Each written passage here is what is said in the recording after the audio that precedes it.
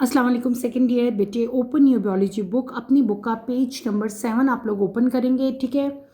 But before going to start today's topic बेटे, सबसे पहले आपने क्या करना है, आपने इस वीडियो को लाइक करना है और लाजमी करना है, ठीक है। अगर तो आपने कर दिया वेल एंड गुड, और अगर आपने इस वीडियो को अभी तक लाइक नहीं किया तो पहले आप इसको लाइक करें, ठीक है।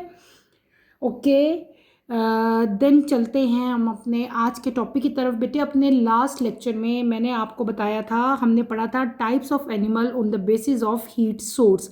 हमने क्या पढ़े थे, हमने पढ़े थे व्हाट आर एक्टोथर्म्स। एक्टोथर्म्स क्या होते हैं।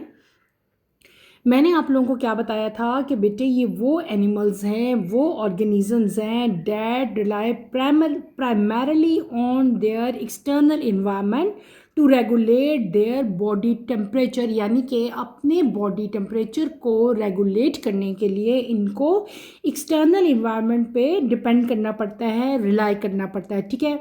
इनके डिफरेंट टाइप के जो इनके अंदर अडेप्टेशंस आते थे वो सारे हमने डिटेल से पढ़े। इनकी डिफरेंट टाइप की जो एग्जांपल्स थी वो मैंने आपको डिटेल से बेटे कल पढ़ाई थी। आज हम सेकेंड टाइप एनिमल्स की पढ़ेंगे जिनकी क्लासिफिकेशन हमने की थी on the basis of heat source that are known as endotherms. क्या कहा था हमने उनको, एंडोथर्म्स कहा था। एंडोथर्म्स क्या होते हैं बेटे, एंडोथर्म जो हैं they generate majority of their body heat through internal metabolism, यानी कि इनकी बॉडी में जो मैकेनिज्म होता है, जो डिफरेंट प्रोसेसेस होते हैं बेटे, उनकी वजह से ये क्या करते हैं, जनरेट करते हैं हीट, यानी कि डिफरेंट टाइप के जो फंक्शंस हो रहे हैं, जैसे डाइजेशन हो रही है और भी बहुत सारे फंक्शंस होते हैं, तो रिस्पायरेशन है, तो उन प्रोसेसेस के रिजल्ट में क्या चीज़ रिलीज होती है बेटे, जो है हीट जनरेट होती है, ठीक है। और फिर इसी हीट से जो है वो अपने इंटरनल मेटाबॉलिज्म को जो है वो बैलेंस करते हैं, यानी कि ये वो ऑर्गेनिजम्स हैं that generate majority of their body heat through internal metabolism, ठीक है। ये डेफिनेशन भी आप लिख सकते हो। इसके अलावा मैं आपको ज़्यादा ईजीएस्ट डेफिनेशन बेटे राइट करवा देती हूँ, अगर आपको वो ज़्यादा ईजी लगे तो वो आप इसकी डेफिनेशन लिख सकते हैं। हम क्या पढ़े हैं, हम पढ़े हैं एंडोथर्म्स। एंडोथर्म्स की डेफिनेशन आप ये भी लिख सकते हैं कि endotherms are animals that generate most of their own body heat through internal metabolic processes. वो ये जैसे मैंने आपको भी समझाया कि इंटरनल मेटाबॉलिक इनके प्रोसेस ऐसे होते हैं जिनकी वजह से ये most of their body heat जो है वो जनरेट कर लेते हैं, ठीक है। इसके बाद ये क्या करेंगे, ये अपना बॉडी टेम्परेचर बेटे मेंटेन कर लेते हैं, उसको कांस्टेंट रखते हैं, और ऑफन जो है इनका बॉडी टेम्परेचर जो है वो हाई रहता है as compare to their environment, अपनी इन्वायरमेंट के लिहाज से। और कॉमन एग्जांपल इनकी क्या आती है, हमारे पास बर्ड्स आ जाते हैं और मैमल्स आ जाते हैं, ठीक है।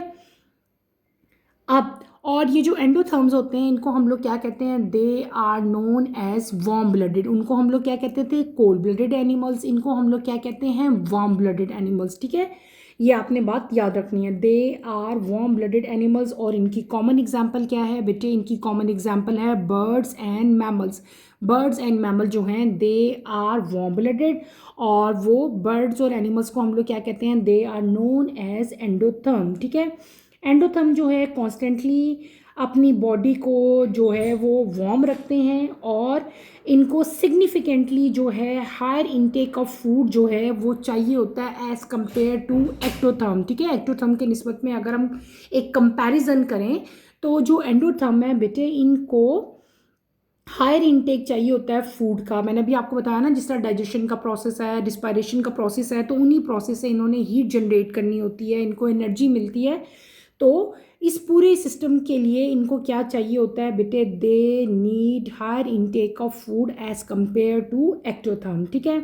ये अपनी बॉडी के टेम्परेचर को रेगुलेट कर सकते हैं, डिफरेंट टाइप की अडेप्टेशंस इनकी बॉडी में होती हैं, ठीक है, जिसकी वजह से ये अपना टेम्परेचर जो है वो मेंटेन कर सकते हैं, ठीक है। जब बेटे बहुत ज़्यादा कोल्ड है, जब बहुत ज़्यादा सर्दियों का सीज़न होता है, तो क्या होता है कि अब इनकी बॉडी के अंदर अडेप्टेशंस क्या है, मैकेनिज्म क्या है। देखो बाहर का टेम्परेचर अब ठंडा है, ठीक है, जैसे सर्दियाँ होती हैं, दिसंबर है, जनवरी का मौसम है, तो उस केस में मैमल्स क्या करते हैं बेटे, उनकी बॉडी के अंदर शिवरिंग शुरू हो जाती है। शिवरिंग का मतलब क्या होता है, कांपना, यानी कि जब आपको ठंड लगती है तो हमारा जिस्म कांप रहा होता है ना, वो कांपना बेसिकली क्या है, वो हमारी बॉडी का एक मैकेनिज्म है जिससे हमारा टेम्परेचर रेगुलेट होगा। जब हमारी बॉडी शिवर करती है तो हमारे मसल्स क्या करते हैं, उनकी कंट्रैक्शन शुरू हो जाती है, ठीक है। और हमारे जो मसल्स हैं बेटे, दे बर्न ब्राउन एडिपोज टिश्यूज़, ठीक है। और उसकी बढ़ने की वजह से क्या चीज़ प्रोड्यूस होती है, हीट प्रोड्यूस होती है। डैट्स वाई हमें सर्दियों में फिर उस तरह से ठंड नहीं लगती और हम लोग जो है वो आराम से सुकून से उस वेदर को भी जो है वो बेटे बर्दाश्त कर लेते हैं। इसके अलावा जैसे कि अगर हम देखें, इसके अलावा और बहुत सारी अडेप्टೇशंस हैं, जैसे कि बेटे जो मैमल्स हैं उनकी बॉडी के ऊपर हेयर्स प्रेजेंट हैं, उनकी बॉडी के ऊपर फैट्स की लेयर प्रेजेंट है। इसके अलावा जो बर्ड्स हैं उनके बॉडी के ऊपर हेयर्स प्रेजेंट होते हैं और क्या प्रेजेंट होता है, फीदर्स प्रेजेंट होते हैं, ठीक है। इसके अलावा भी बहुत सारी अडेप्टೇशंस हैं, आपकी बुक में कम लिखी हैं, मैं आपको सारी बताती हूँ। पहली क्या चीज़ है, पहली हमने पढ़ ली हीट जनरेशन, यानी कि ये पहली अडेप्टೇशन थी जो मैंने अभी आपको बताई कि जब बाहर का टेम्परेचर ठंडा होता है तो बॉडी जो है वो शिवर करती है। जब बॉडी शिवर करेगी तो मसल की कंट्रैक्शन होगी, जब मसल्स कंट्रैक्ट करेंगे तो क्या चीज़ प्रोड्यूस होगी बेटे, हीट प्रोड्यूस होगी। दूसरा यहाँ पे अडेप्टೇशन जो बेटे एंडोथर्म्स करते हैं वो क्या चीज़ है, डैट इज ही, पहली क्या थी हीट जनरेशन, दूसरी क्या चीज़ है हीट कंजर्वेशन। यहाँ पे नहीं लिखा, मैं आपको बता रही हूँ, आप राइट कर लो अपनी बुक पे।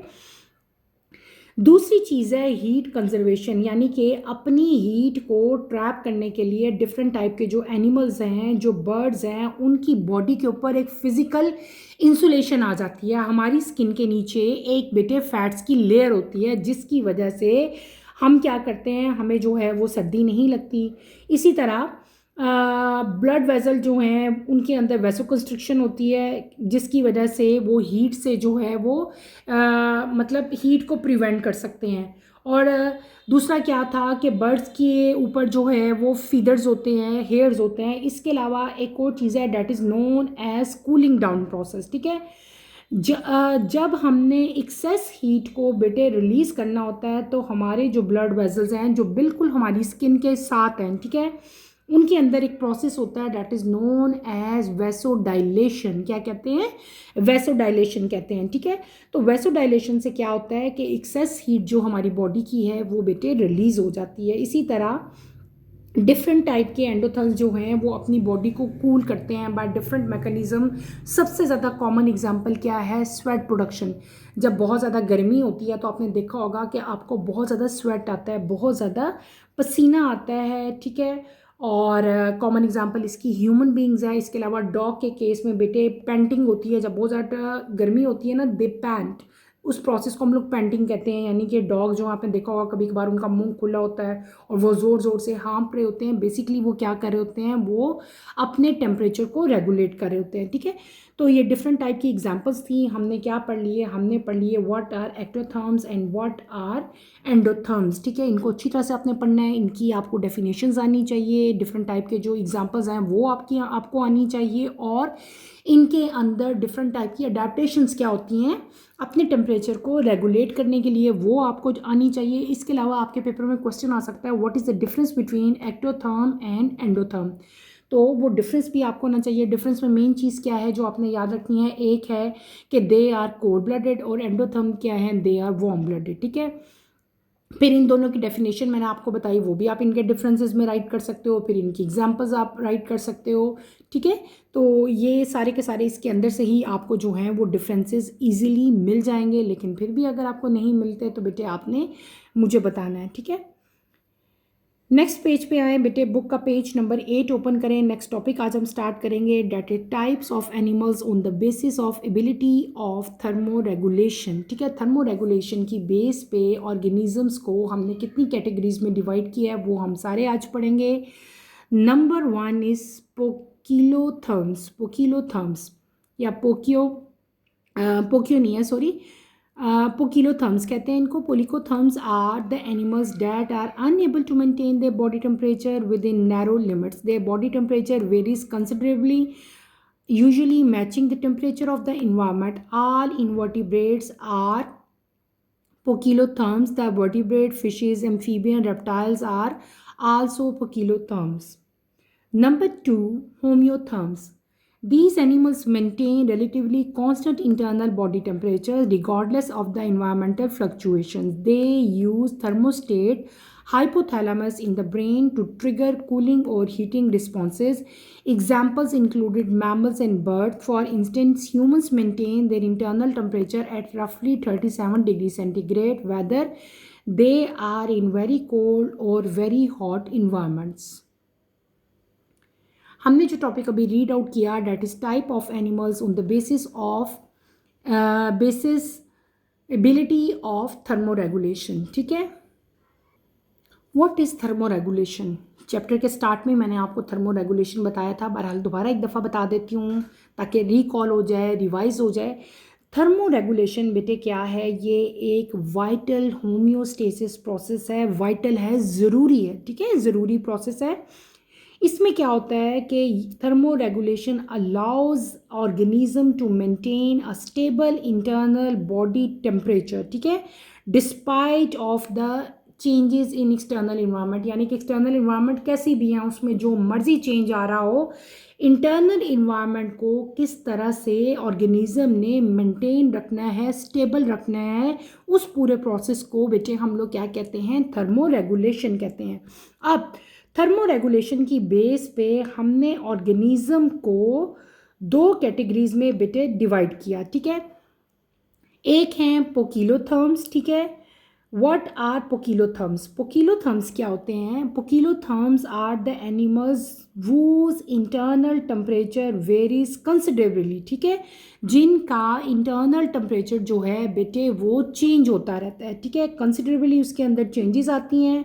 पोकिलोथर्म जो है they have to survive and adapt to environmental stress. ठीक है, आपकी बुक में भी इसकी डेफिनेशन लिखी हुई है. Poikilotherms are the animals that are unable to maintain their body temperature with narrow limits. यानी कि ये वो ऑर्गेनिजम्स हैं जो कि अपनी बॉडी के टेम्परेचर को मेंटेन नहीं कर सकते. ठीक है, तो ये क्या है कि इनका जो इंटरनल टेम्परेचर है बेटे ये वेरी करता है और इनको सर्वाइव करना पड़ता है और अडेप्ट करना पड़ता है अकॉर्डिंग टू इन्वायरमेंटल स्ट्रेस. ठीक है, यानी कि सिंपल आप ये कह सकते हो कि poikilotherms are the animal that can not regulate their body temperature. ठीक है, वो अपनी बॉडी का टेम्परेचर रेगुलेट नहीं कर सकते. ठीक है, और फिर इसमें क्या आ जाएगा कि इनका बॉडी टेम्परेचर जो है वो बेटे वेरी करता है, मैंने पहले ही बता दिया, और इनको अपने इन्वायरमेंट के साथ जो है वो यूजुअली मैचअप करना पड़ता है.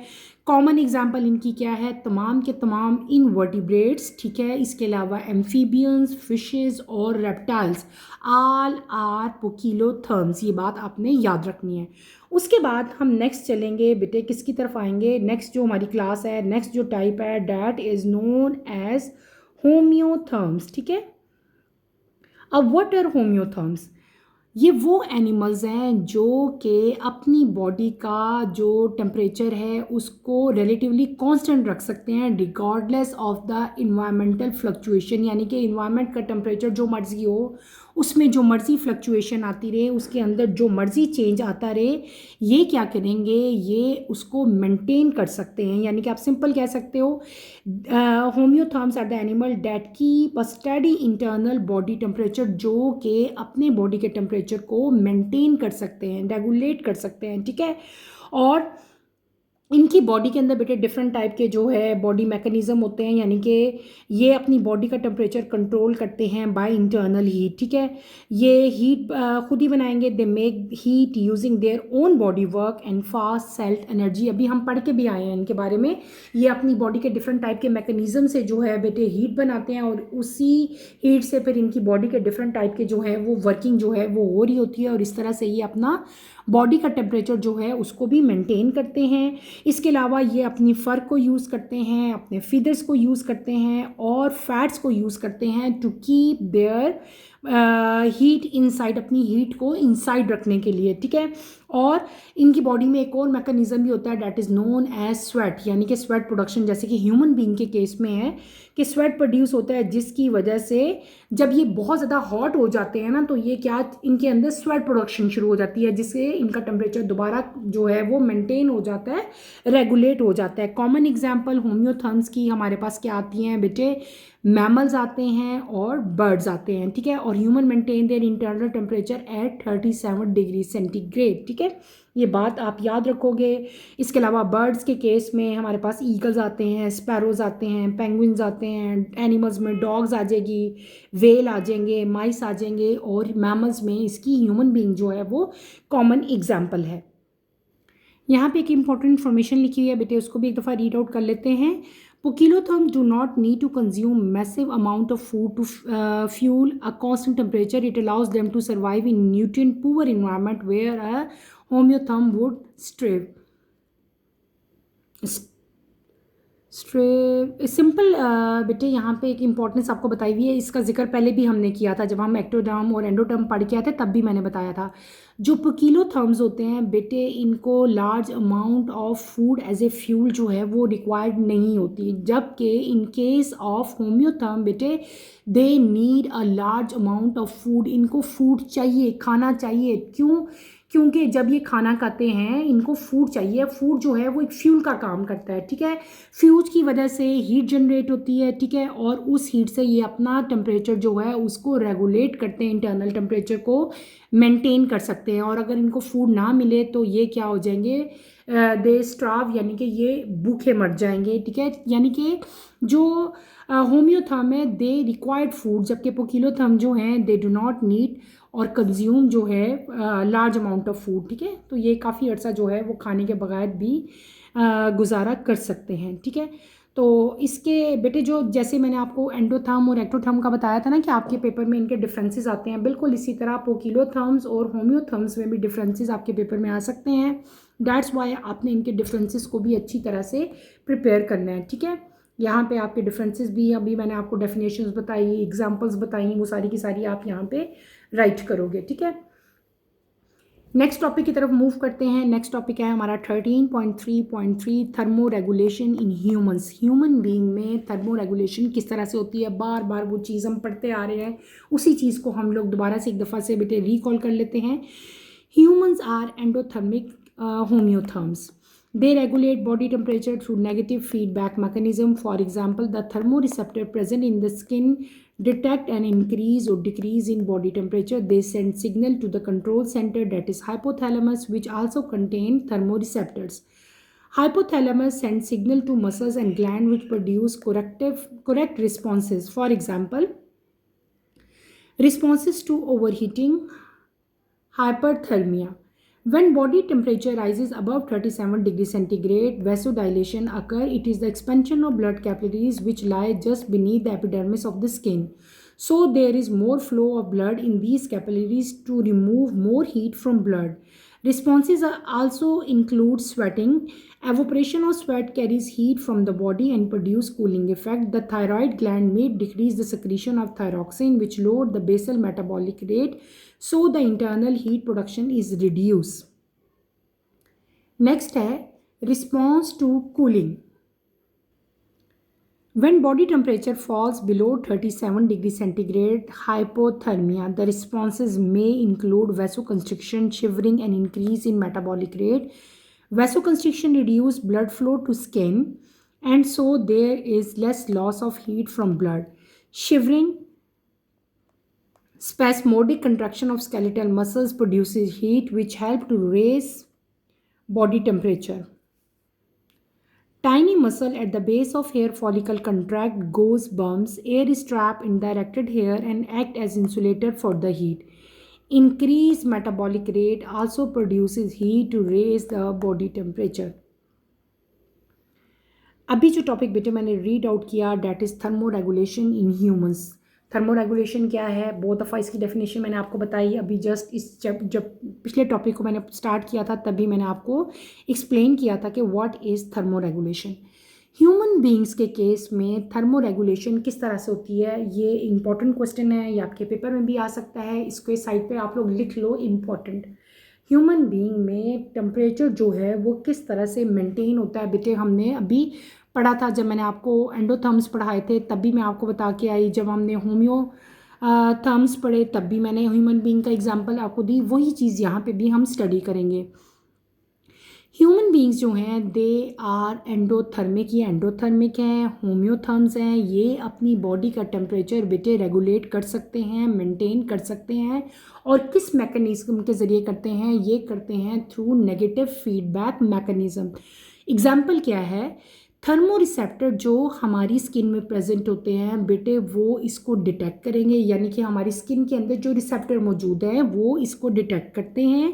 डिटेक्ट करके वो हमारी बॉडी के टेम्परेचर को या तो इंक्रीज़ करेंगे या फिर डिक्रीज़ करेंगे। ठीक है, वो क्या करेंगे? वो सिग्नल को सेंड करेंगे हमारे कंट्रोल सेंटर में। कंट्रोल सेंटर क्या है? हमारा ब्रेन। ब्रेन का कौन सा पार्ट है? हाइपोथैलेमस, जो कि अब क्या करेगा बेटे? मैसेज सेंड करेगा किसको? इफेक्टर्स को, और इफेक्टर फिर उसी तरह से जो है वो एक्ट करते हैं। ठीक है, इफेक्टर्स में क्या आ जाएगा? हमारे मसल्स आ जाएंगे, हमारे ग्लैंड्स आ जाएंगे, जो कि अकॉर्डिंग टू द मैसेज फिर अपना वर्किंग जो है वो परफॉर्म करते हैं। अब ये जो पूरे थर्मो रेगुलेशन है ह्यूमन बीइंग के केस में बेटे, ये किस तरह से होती है? इसको हमने दो कैटेगरीज में डिवाइड किया। एक को हमने क्या कह दिया कि जब ओवर हीटिंग होगी, ठीक है, तब हमारी बॉडी कैसा रिस्पॉन्स करेगी। जब कूलिंग इफेक्ट होगा तब हमारी बॉडी किस तरह का रिस्पॉन्स करेगी। ठीक है, वन बाय वन इन दोनों को हम अलग अलग पढ़ेंगे। रिस्पॉन्स टू ओवर हीटिंग, जब टेम्परेचर ज़्यादा होता है, जब ओवर हीटिंग होती है, that is known as hyperthermia. उसको क्या कहते हैं हम लोग? हाइपरथर्मिया कहते हैं। जब बॉडी का टेम्परेचर बेटे 37 डिग्री सेंटीग्रेड से ज़्यादा हो जाता है तो इस कंडीशन को हम लोग क्या कहते हैं? हाइपरथर्मिया कहते हैं। इस केस में हमारी बॉडी क्या करेगी? किस तरह का मैकेनिज्म होगा हमारी बॉडी का? तो इस कंडीशन में एक प्रोसेस होता है that is known as vasodilation. Vasodilation क्या चीज़ है? जब हमारी बॉडी का टेम्परेचर बेटे राइज करता है तो वेसोडाइलेशन होती है। What is vasodilation? वेसोडाइलेशन का मतलब होता है ब्लड कैपिलरीज की एक्सपेंशन होगी। बिल्कुल हमारी स्किन की एपिडर्मिस के नीचे बेटे ब्लड कैपिलरीज प्रेजेंट होती हैं। जब बॉडी का टेम्परेचर राइज करेगा तो वो ब्लड कैपिलरीज क्या करेंगी? एक्सपैंड करेंगी। जब ब्लड कैपिलरीज एक्सपैंड करेंगी तो ब्लड का फ्लो इन कैपिलरीज में क्या हो जाएगा? ज़्यादा हो जाएगा, जिसकी वजह से बेटे हीट जो है वो ब्लड से रिमूव हो जाएगी। ठीक है, और उसके रिजल्ट में क्या होगा? स्वेट प्रोडक्शन होगा। आपने देखा होगा, आपने नोट किया होगा, जब कभी ज़्यादा गर्मी हो जाती है, जब आपका बॉडी बहुत ज़्यादा हीट अप हो जाती है तो क्या चीज़, किस चीज़ की प्रोडक्शन शुरू हो जाती है? स्वेट प्रोडक्शन शुरू हो जाती है। आपको स्वेट आना शुरू हो जाता है। ठीक है, जब स्वेट आता है तो आपकी बॉडी पे एक इफ़ेक्ट प्रोड्यूस होता है जिसको हम लोग क्या कहते हैं? Cooling effect. यानी कि जब पसीना आता है तो आपकी सारी बॉडी क्या हो जाती है? उस पसीने की वजह से ठंडी हो जाती है। ठीक है ना, मतलब क्या हुआ कि आपका टेम्परेचर जो है वो क्या होगा? मेंटेन हो गया, बैलेंस हो गया, रेगुलेट हो गया। तो ये आपकी बॉडी का मैकेनिज्म था जो कि उसने रिस्पॉन्स शो किया जब आपकी ओवर ईटिंग हुई। ठीक है, और इसके अलावा जो आपकी बॉडी का हार्मोन है that is known as thyroid gland. ठीक है, ग्लैंड जो है थायराइड ग्लैंड है, वो एक सक्रीशन, एक हार्मोन की सक्रीशन है, उसको रिड्यूस कर देता है, कम कर देता है। ठीक है, जब ओवर हीटिंग से उसने भी रिस्पॉन्स करना हो तो वो किस तरह का रिस्पॉन्स होता है कि थायराइड ग्लैंड जो है थायरॉक्सिन की सक्रीशन को डिक्रीज कर जाएगा। ठीक है, जब थायरॉक्सिन की सक्रीशन बेटे कम होती है तो मेटाबॉलिक रेट जो है वो क्या हो जाएगा? लो हो जाएगा। जब मेटाबॉलिक रेट लो हो जाता है तो इंटरनल हीट जो प्रोडक्शन है, यानी कि जो इंटरनल, मैंने आपको बताया था ना, जब हम फूड लेते हैं, जब डाइजेशन का प्रोसेस होता है तो हीट प्रोड्यूस होती है। जब मेटाबॉलिक रेट जो है बेटे लो हो जाएगा तो अल्टीमेटली इंटरनल हीट प्रोडक्शन जो है वो भी क्या हो जाएगी? कम हो जाएगी। तो ये तमाम के तमाम डिफरेंट टाइप के मैकेनिज्म हैं जो कि हमारी बॉडी परफॉर्म करेगी। ठीक है, कौन कौन से परफॉर्म करेगी? पहले हमने क्या पढ़ लिया?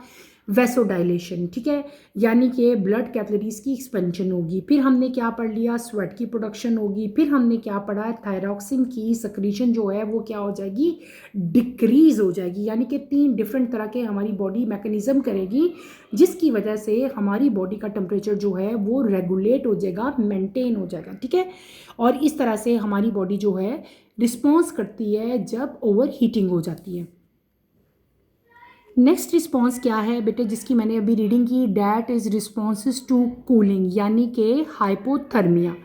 जब हमारी बॉडी का टेम्परेचर बेटे फॉल कर जाता है, यानी कि 37 डिग्री से कम हो जाएगा, ठीक है, 37 डिग्री सेंटीग्रेड से कम हो जाएगा, तो उस कंडीशन को हम लोग क्या कहते हैं, हाइपोथर्मिया कहते हैं, ठीक है।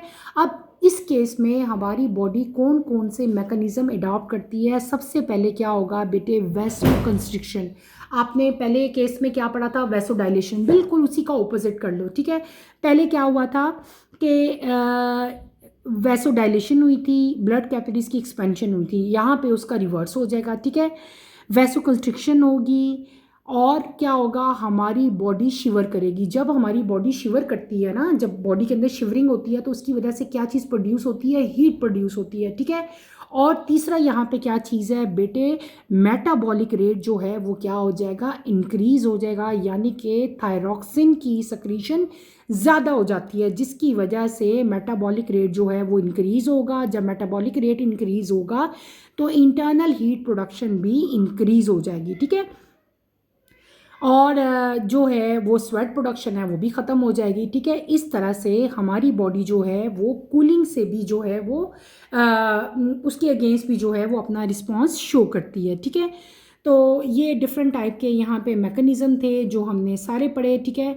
और ये जो यहाँ पे आपकी बुक पे लिखा हुआ है ना, tiny muscle at the base of the hair follicle contract, यानी कि पहले वैसोडाइलेशन हुई थी, अब वैसो कंस्ट्रिक्शन हो रही है ना।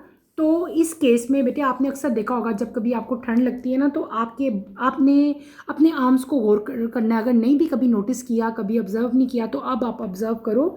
जब कभी आपको सर्दी लगती है ना तो आपके आर्म्स के ऊपर छोटे छोटे से हेयर्स प्रेजेंट होते हैं, वो हेयर्स खड़े हो जाते हैं, ठीक है। That is known as goose bump, यानी कि हम कहते हैं ना ठंड से बाज़-औक़ात अगर कोई इमरजेंसी सिचुएशन हो, कभी कभार आपको डर लगे ना, तब भी वो बाल खड़े हो जाते हैं, ठीक है। ठंड से भी खड़े हो जाते हैं, that is known as goose bumps, उनको गूस बम्प्स कहते हैं, ठीक है। तो टाइनी मसल जो हेयर फॉलिकल पे होते हैं वो कंट्रैक्ट करते हैं, उनकी कंट्रैक्शन की वजह से वो हेयर जो है वो खड़े हो जाते हैं, बिल्कुल स्ट्रेट हो जाते हैं, that is known as goose bump, ठीक है। और फिर क्या होता है कि वो जो अरेक्ट हुआ हेयर होता है, यानी कि जो खड़ा हुआ हेयर है, एयर उसके अंदर ट्रैप हो जाती है और ये एक्ट करती है एज एन इंसुलेटर, ठीक है, फॉर द हीट इसके अंदर ट्रैप हो जाती है, जिसकी वजह से आपको सर्दी नहीं लगती, ठीक है। मेटाबॉलिक रेट इंक्रीज हो जाता है, वो मैंने आपको पहले ही बता दिया, ठीक है। तो ये डिफरेंट टाइप के फिनोमेनास थे जो कि ह्यूमन बींग्स के अंदर होते थे, इंसानों के अंदर होते थे, ठीक है। हमने पढ़ लिया कि जब ओवर ईटिंग होगी तब किस तरह का रिस्पॉन्स होगा, और जब कूलिंग होगी तब किस तरह का बेटे रिस्पॉन्स होगा। यहाँ पे एक इंपॉर्टेंट इन्फॉर्मेशन लिखी हुई है, उसको भी हम लोग पढ़ लेते हैं। The thermoreceptor also stimulate the higher centres of brain so we feel warmth और coldness. It allow us to take more actions like taking a bath और टर्निंग द फैन और हीटर ऑन। हमारी बॉडी के अंदर थर्मोरिसेप्टर present होते हैं। थर्मोरिसेप्टर stimulate करते हैं बेटे किसको, हमारे ब्रेन को, यानी कि जो हमारा कंट्रोल सेंटर है। हमें या तो ठंड लगती है या हमें गर्मी लगती है, और हम खुद से भी बहुत सारे फिजिकल एक्शन परफॉर्म कर रहे होते हैं, यानी कि जब आपको गर्मी लगती है तो आप क्या करते हो, आप बाथ लेते हो, ठीक है। जब आपको बहुत ज़्यादा गर्मी लगती है आप अपने एसी को टर्न ऑन कर लेते हो, फ़ैन को टर्न ऑन कर लेते हो। इसी तरह जब आपको ठंड लगती है तो आप क्या करते हो बेटे, हीटर्स को ऑन कर लेते हो। तो इस पूरे टॉपिक को आपने अच्छी तरह डिटेल से पढ़ना है। इसमें कोई प्रॉब्लम होती है, कोई कन्फ्यूजन होती है तो feel free to ask any question. Next page पे आप चलें अगर, तो यहाँ पे आपको एक डायग्राम नज़र आएगी बेटे। इस पूरी डायग्राम में आपको क्या एक्सप्लेन किया गया है, आपको एक्सप्लेन किया गया है कि थर्मो रेगुलेशन ह्यूमन बींग्स में किस तरह से होती है, ठीक है। ये कॉमन एग्जांपल दी हुई है कि जब आपका टेम्परेचर जो है, यानी कि नॉर्मल टेम्परेचर कितना होना चाहिए, 37 डिग्री सेंटीग्रेड। जब आपका टेम्परेचर इंक्रीज़ करेगा उस केस में क्या होगा, जो रिसेप्टर हमारी स्किन पर प्रेजेंट होते हैं, ठीक है, वो इस स्टिमुलस को डिटेक्ट करते हैं और वो इंफॉर्मेशन लेके जाएंगे कंट्रोल सेंटर में। कंट्रोल सेंटर मतलब हमारे ब्रेन में इंफॉर्मेशन लेके जाएंगे। This is brain. ब्रेन के अंदर क्या चीज़ प्रेजेंट है बेटे, हाइपोथैलेमस। हाइपोथैलेमस जो है वो आगे क्या करेगा बेटे, वो इंफॉर्मेशन देगा कि स्वेट प्रोडक्शन हो, ठीक है, कूलिंग इफेक्ट क्रिएट हो और रिस्पॉन्स जनरेट होगा। अब इस मैसेज के अकॉर्डिंगली दो चीज़ें जो है वो रिस्पॉन्स करती हैं, एक हार्मोन्स और एक हमारे बॉडी के इफेक्टर्स। इफेक्टर में हमारे पास क्या आ जाएगी, हमारी स्किन आ जाएगी। स्किन क्या करेगी बेटे, स्वेट प्रोडक्शन करेगी, और हार्मोन्स क्या करेंगे, हमारे अभी हमने पढ़ा था मेटाबॉलिक रेट को जो है वो लो कर देते हैं, ठीक है। यानी कि थायराइड हार्मोन जो है वो भी अपना फंक्शन परफॉर्म करेगा, वेसोडाइलेशन होगी और स्वेट प्रोडक्शन होगी। यानी कि वही चीज़ें जो हमने चैप्टर के स्टार्ट में पढ़ी थी, पहले रिसेप्टर आएगा, फिर कंट्रोल सेंटर आएगा, फिर इफेक्टर आएगा। इफेक्टर में यहाँ पे 3 फंक्शन डिफरेंट टाइप के होंगे, स्वेट प्रोडक्शन होगी, वेसोडाइलेशन होगी और हार्मोन की सक्रीशन भी कम हो जाएगी, ठीक है। उसके बाद जो सेकंड डायग्राम बनी हुई है, उस डायग्राम में क्या है कि जब कभी हमारा टेम्परेचर इंक्रीज़ मतलब कम हो जाता है, ये क्या था, टेम्परेचर इंक्रीज़ कर गया, ये क्या हुआ, टेम्परेचर डिक्रीज़ कर गया, उस केस में भी क्या होगा, उसी तरह से हमारी जो स्किन के रिसेप्टर हैं वो मैसेज लेके जाएंगे, इंफॉर्मेशन सेंड करेंगे, किसको बेटे, कंट्रोल सेंटर को। कंट्रोल सेंटर से क्या मुराद है, हमारा ब्रेन के अंदर हाइपोथैलेमस है। अब मैसेज यहाँ से जाएगा, किसको जाएगा, इफेक्टर्स को जाएगा, और इफेक्टर उसी मैसेज के अगेंस्ट अब क्या करेगा, अपनी वर्किंग परफॉर्म करेगा। वर्किंग क्या क्या होगी, वैसो कंस्ट्रिक्शन होगी, ब्लड जो है वो डाइवर्ट होगा, हीट लॉस को मिनिमाइज करेगा, शिवरिंग होगी स्केलेटल मसल की, जब शिवरिंग होगी तो क्या चीज़ प्रोड्यूस होगी, हीट प्रोड्यूस होगी। इसके अलावा जो मेटाबॉलिक रेट है वो क्या हो जाएगा, इंक्रीज़ हो जाएगा, ठीक है। तो ये वही फिनोमेना जो सारा हमने अभी डिटेल से स्टडी किया था, उसी को पूरा जो है वो डायग्राम्स बना के जो है एक्सप्लेन किया गया। इसके साथ ही बेटे हमारा फर्स्ट चैप्टर भी कंप्लीट हो जाता है। इस पूरे चैप्टर को आपने अच्छी तरह से स्टडी करना है। इस चैप्टर में कोई प्रॉब्लम, कोई कन्फ्यूजन, कोई डिफ़िकल्टी होती है तो feel free to ask any question. मैंने कोशिश तो पूरी की कि यहाँ पे कोई भी डेफिनेशन है जो मुझे लग रहा है कि मुश्किल है या इनकम्प्लीट है वो साथ साथ मैं आपको लिखवाती जाऊँ, ठीक है। लेकिन इसके बावजूद भी अगर कोई चीज़ है जो आपको समझ नहीं आ रही, जहाँ पे आप लोग फंस रहे हो, प्रॉब्लम फील हो रहा है, तो feel free to ask any question. यहीं पे अपना टॉपिक बेटे मैं ख़त्म करूँगी। कमिंग लेक्चर की नोटिफिकेशन के लिए आप चैनल को शेयर करें, लाइक करें, सब्सक्राइब करें और मुझे यहीं पे इजाज़त दें। इंशाल्लाह नेक्स्ट लेक्चर में आपसे दोबारा मुलाकात होगी। टिल देन अल्लाह हाफ़िज़। सेकंड ईयर अपना ख्याल रखिएगा और दुआओं में मुझे याद रखिएगा। अल्लाह हाफ़िज़।